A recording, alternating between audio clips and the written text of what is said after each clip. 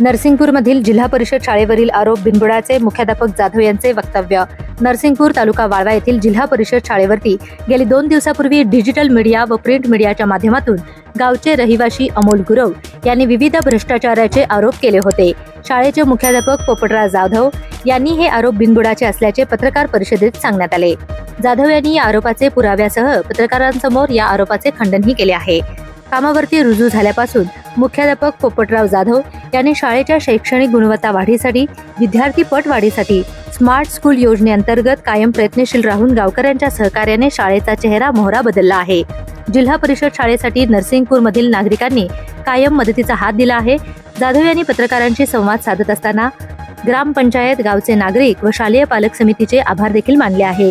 शाळेबद्दल जो काही प्रकार झाला आहे तो पूर्णपणे विना आधारित आहे, त्यामुळे नागरिकांनी शाळेबद्दल गैरसमज करू नये असे आवाहन जाधव यांनी केले आहे। भविष्यात आपल्या शाळेबद्दल कोणाला शंका असेल तर नागरिकांनी शाळेत यावे व सर्व शंकेचे निरसन केले जाईल, असे देखील जाधव यांनी पत्रकार परिषदेमध्ये सांगितले। या पत्रकार परिषदेसाठी शाळेतील सर्व शिक्षक वर्ग उपस्थित होते। पाहुयात। मी पोपट रामचंद्र जाधव, वरिष्ठ मुख्याध्यापक, जिल्हा परिषद शाळा नरसिंगपूर या शाळेमध्ये ऑगस्ट 2021 मध्ये मुख्याध्यापक म्हणून रुजू झालो आणि तत्पूर्वीच सदर शाळा ही मॉडेल स्कूल अंतर्गत या शाळेचा समावेश झालेला होता। त्याच्यामध्ये प्रथम पहिल्या आणि दुसऱ्या टप्प्यातील मॉडेल स्कूलची दुरुस्ती करण्याचं काम सुरू होतं आणि या मॉडेल स्कूलच्या दुरुस्तीमध्ये ग्रामपंचायत असेल, पालक असतील, समाजप्रेमी असतील, शिक्षणप्रेमी असतील, SMC असेल, विविध मंडळ असतील, सहकारी संस्था असतील आणि ग्रामस्थ असतील, या सर्वांनी फार मोठं योगदान दिलं आणि सर्वांच्या योगदानातून आणि मुख्याध्यापक आणि सहकारी शिक्षकांच्या द्वारे या शाळेचा एक कायापालट करण्यात आला। या शाळेची इमारत आज बघितली तर ती कॉर्पोरेट इमारत झालेली आहे। याचा अर्थ या गावातल्या सर्व नागरिकांनी उत्तम आणि उत्तम असा सहभाग दिलेला आहे। त्यासाठी या सर्वांना मुख्याध्यापक म्हणून मी धन्यवाद देतो, त्यांचे खूप खूप आभार मानतो। त्याचबरोबर या शाळेच्या एकूणच विकासामध्ये सहकार्याच्या माध्यमातून, SMCच्या सहकार्याने आणि ग्रामपंचायतच्या मार्गदर्शनातून आणि पालकांच्या सहभागातून या शाळेचा उत्तरोत्तर विकास करण्यासाठी प्रयत्न करण्यात आला।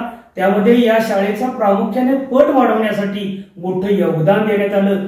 गेले 2 आणि या 3ऱ्या वर्षामध्ये या शाळेचा पट सातत्यानं शेजारच्या वाडी वस्तीवरील आणि या गावातून बाहेर गेलेल्या विद्यार्थ्यांच्या पालकांना कन्व्हिन्स करून या शाळेचा मागील वर्षी आणि चालू वर्षी पट वाढवण्यामध्ये अगदी सर्वांच्या सहकार्यातून आणि SMCच्या माध्यमातून पट वाढवण्यासाठी खूप मोठं योगदान दिलं आणि या शाळेमध्ये एक मुख्याध्यापक आणि उरलेले 7 सहकारी शिक्षक या पट वाढल्यामुळे टिकून राहिले आणि शाळा ही सातत्यानं 8 शिक्षकांची राहिली गेली।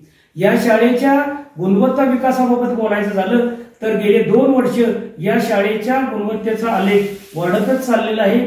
मागील शैक्षणिक वर्षामध्ये या शाळेच्या गुणवत्ता शोध परीक्षेमध्ये या 1ली ते 7वी मध्ये जवळपास 35-36 विद्यार्थी याच्यामध्ये गुणवत्ता शोध परीक्षेमध्ये उत्तीर्ण झाले होते। मागील वर्षी या चालू वर्षी या शाळेचे विद्यार्थी जवळपास 63 विद्यार्थी गुणवत्ता शोध परीक्षेमध्ये उत्तीर्ण झालेले आहेत। त्याचबरोबर हे गुणवत्तेच्या बाबतीत त्याचबरोबर या शाळेतल्या एका शिक्षकाला आदर्श शिक्षक सुद्धा पुरस्कार मिळालेला आहे। हे एकूणच शालेय कामकाज आणि त्यांचा गुणवत्ता विकास या शासनाने याची पडताळणी करून त्यांना हा पुरस्कार मिळालेला आहे।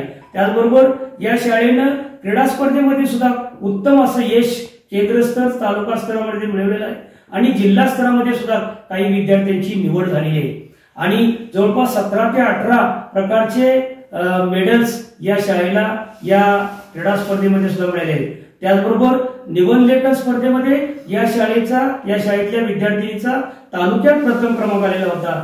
त्याचबरोबर या शाळेतले 2 शिक्षकांनी व्हिडिओ मेकिंग स्पर्धेमध्ये भाग घेऊन 1ला आणि 3रा नंबर मिळवलेला आहे। हे सुद्धा या शाळेच्या एकूण गुणवत्ता विकासामधलं उत्तम काम हे झालेलं आहे। त्याचबरोबर या शाळेमध्ये असणाऱ्या ज्या विविध संकल्पना आहेत, मॉडेल स्कूल अंतर्गत ग्रंथालयासाठी पुस्तकं असतील, प्रयोगशाळेचं साहित्य असेल, खेळाचं साहित्य असेल, हे लोकसहभागातून आणि समाजाच्या देणगीमधून या शाळेला हे वस्तुरूपानं हे साहित्य मिळालेलं आहे आणि या शाळेमध्ये आज ज्या आवश्यक गरजा आहेत त्या जवळपास पूर्ण होत आलेल्या आहेत। याच्यामध्ये सर्वांचं सहकार्य आहे, या सर्वांना मी खूप खूप धन्यवाद देतो। आणि त्याचबरोबर या शाळेच्या एकूणच गुणवत्ता विकास होत असताना काय झालं तर मधल्या या 2-4 दिवसाच्या काळामध्ये या शाळेविषयी थोडेफार गैरसमज पसरत गेले आणि या गैरसमजातून शाळेविषयी आणि मुख्याध्यापक आणि सहकारी शिक्षकांच्यावर काही आरोप करण्यात आले। त्या सर्व आरोपांचं मी आता या ठिकाणी खंडन करत आहे। त्यातला जो पहिला आरोप करण्यात आला होता की शालेय साहित्य जे निर्लेखित केलं आणि त्या निर्लेखित साहित्याची विहित प्रोसेस राबवून शासनाच्या नियमानुसार ते निर्लेखन करण्यात आलेलं आहे, त्याचा निलाव करण्यात आलेला आहे आणि म्हणून त्याही बेंच बाबतीत माझ्यावर आरोप करण्यात आला त्याचंही या ठिकाणी मी खंडन करतो। तो आरोप निराधार आहे। त्याचे जर अभिलेखे कोणाला पाहिजे असेल तर ते अभिलेखे आपण येऊन शाळेत येऊन शहाणी। त्याचबरोबर माझ्यावर शाळेवरून माझ्यावर दुसरा आरोप करण्यात आला तो जो होता तो संगणकाच्या बाबतीत।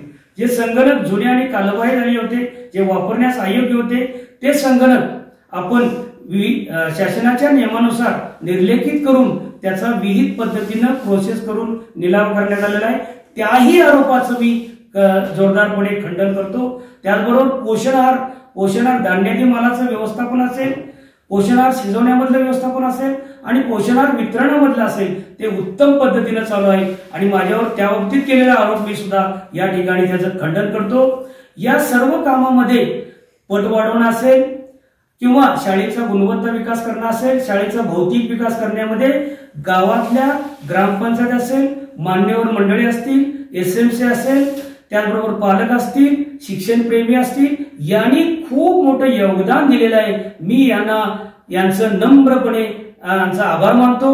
SMC सुद्धा यांनी खूप मोठं योगदान दिलेलं आहे, पण SMC मध्ये काही कारणावरून त्यांचा गैरसमज झाला असेल। या जे SMC चे अध्यक्ष आहेत, उपाध्यक्ष आहेत, सदस्य आहेत ते याच गावचे नागरिक आहेत। त्यांना सुद्धा मी त्यांचे जे गैरसमज झाला असेल ते नम्रपणे त्या गैरसमजाचं या ठिकाणी खंडन करतो। त्यांनी तो गैरसमज मनात काढून टाकावा आणि इथून पुढच्या काळात जिल्हा परिषद शाळा कशी टिकेल आणि वाढेल यासाठी सर्वांनी एकत्रित येऊन एकजुटीनं शिक्षकांच्या समवेत हे काम करावं आणि कोणतीही भविष्यात शंका आली तर आपण शाळेत येऊन त्याची शहानिशा करावी। ती शहानिशा करण्यासाठी आम्ही सर्व कटिबद्ध आहोत हे निश्चित या ठिकाणी व्यक्त करतो। त्याचबरोबर या कामकाजाबाबत पुन्हा एकदा सर्वांना नम्र विनंती करतो की जिल्हा परिषद शाळा वाढवण्यासाठी आपण सर्वांनी एकत्र यावं अशा प्रकारची अपेक्षा व्यक्त करतो आणि या ठिकाणी थांबतो। धन्यवाद।